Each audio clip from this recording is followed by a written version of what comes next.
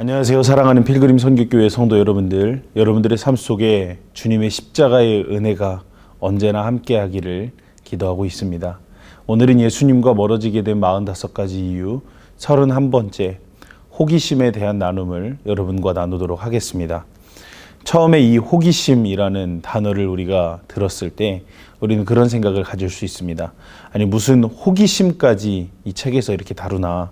세상에 호기심 없는 사람이 누가 있으며 이것도 예수님과 멀어지게 되는 이유라고 한다면 어떻게 세상을 살라는 말인가 하는 생각을 충분히 하실 수 있습니다. 그런데 이 책에서 말하는 이 호기심이라는 것은 우리가 어떤 것이나 어떤 사람에 대해서 갖게 되는 관심과는 다른 영역을 말하고 있습니다. 호기심이 많은 사람들은 자기와 관계없는 것들에 대해서 지나친 관심을 갖습니다. 예를 들면 자기와 아무 관계없는 다른 사람의 책상 위에 놓여 있는 편지나 메모를 읽어보려고 하거나 다른 사람들끼리 비밀스럽게 나누는 대화에 귀를 쫑긋 세우고 그 이야기를 엿들으려고 하는 이런 사람들은 공동체에서 일어나는 모든 일들을 알고 싶어 하기 때문에 상호 신뢰에 바탕을 둔 공동체를 망치거나 어긋나게 하는 경향들이 많이 있다는 것이죠. 이처럼 다른 사람들의 일들을 알아야 되겠다라는 마음이 우리 안에 강하게 자리 잡고 있다면 그 마음은 또한 죄로부터 출발한 마음일 수 있다는 것을 우리가 기억해야 합니다. 과도한 이 호기심이 많은 사람들은 자기의 동기가 그 마음의 동기가 어디서부터 출발하는 것인지를 자기 자신에게 물어봐야 됩니다. 어떤 사람들은 다른 누군가에게 주목을 받고 싶어 하기 때문에 이 호기심에 빠져드는 경우가 있습니다. 남들에게 중요한 존재로 보이기 위해서 어디에선가 얻은 새로운 정보를 부당하게 다른 사람에게 옮기는 그런 경우들도 있다는 것이죠. 그리고 이런 경우도 있습니다. 어떤 한 사람이나 소수의 사람에 대해서만 호기심을 집착적으로 갖고 있다면 그것은 시기심이나 지배욕 때문에 그 마음이 생긴 것일 수 있습니다.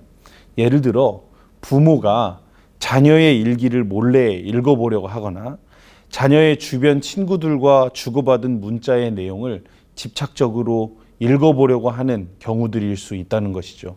누군가 특정 사람의 비밀을 모두 다 캐내려고 하는 것입니다. 이것은 그 사람을 자기의 통제 아래에 두겠다는 자기 중심적인 동기일 수 있다는 것이죠. 절대로 여러분 이 말을 오해해서는 안 됩니다. 부모가 자녀에게 관심을 갖지 말아야 된다는 의미가 아니라 정당한 관심을 가져야 된다는 것을 의미하는 것이죠. 부모가 자녀에 대한 궁금증을 가질 수 있고 또 가져야만 합니다. 그러나 자녀의 정보에 대한 내용들은 정당한 방법을 통해서 부모가 알아야 된다는 것이죠.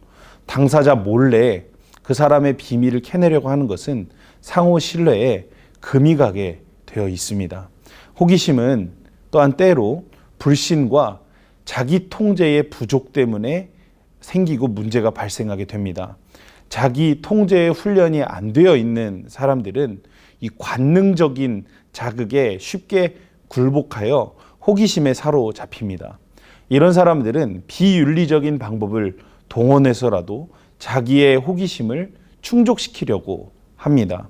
자기 통제가 약하면 세속적이고 정욕적인 죄에 호기심에 이끌려 따라가게 되어 있습니다. 그렇게 되면 자기도 알지 못하는 사이에 생각과 마음 속으로 독이 흘러 들어오게 되는 것입니다. 바실레아 슐링크가 쓴 책의 내용을 여러분들께 잠시 읽어드리도록 하겠습니다. 하나님은 언제나 죄에 대해 진노하신다. 특히 예수님의 희생적 죽음과 속량에 대해 알면서도 죄와 싸우지 않고 오히려 죄 안에서 살아가는 그리스도인의 죄에 진노하신다. 호기심이 얼마나 무서운 것인지를 똑똑히 본다면 이 죄를 버리지 않을 수 없다. 우리는 이 죄에 대항하여 싸움을 벌여야 한다.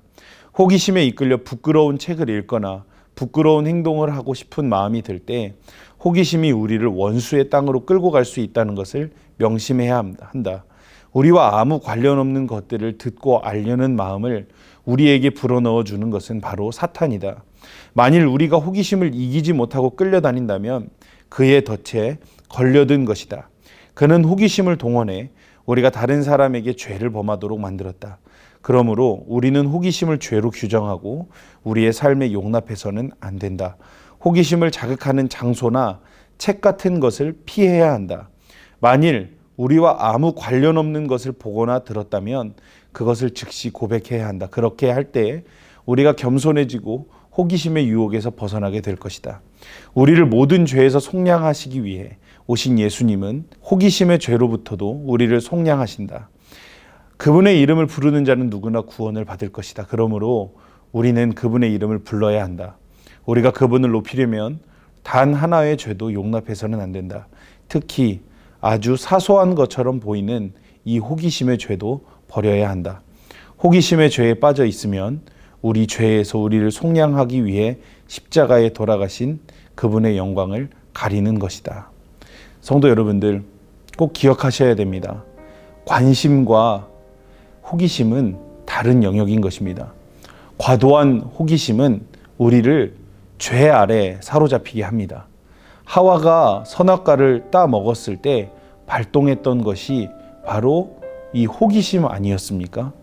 이 호기심의 죄로부터 수많은 파괴적인 죄들이 열매 맺게 되어 있습니다. 정욕의 죄, 탐욕의 죄 등 수많은 죄들의 근원이 바로 이 호기심으로부터 비롯된 것이죠. 예수님의 이름을 부르셔야 합니다. 유혹과 호기심이 우리에게 찾아올 때 우리는 그 모든 죄로부터 우리를 자유케 하신 예수님의 이름을 부르고 붙들어야 됩니다. 그러면 우리는 이 모든 죄로부터 승리할 수 있을 것입니다. 오늘 하루 이 호기심의 죄를 주님 앞에 의식하고 주 앞에 결단하여 싸워 승리하는 우리 모두가 되시기를 예수님의 이름으로 축복합니다.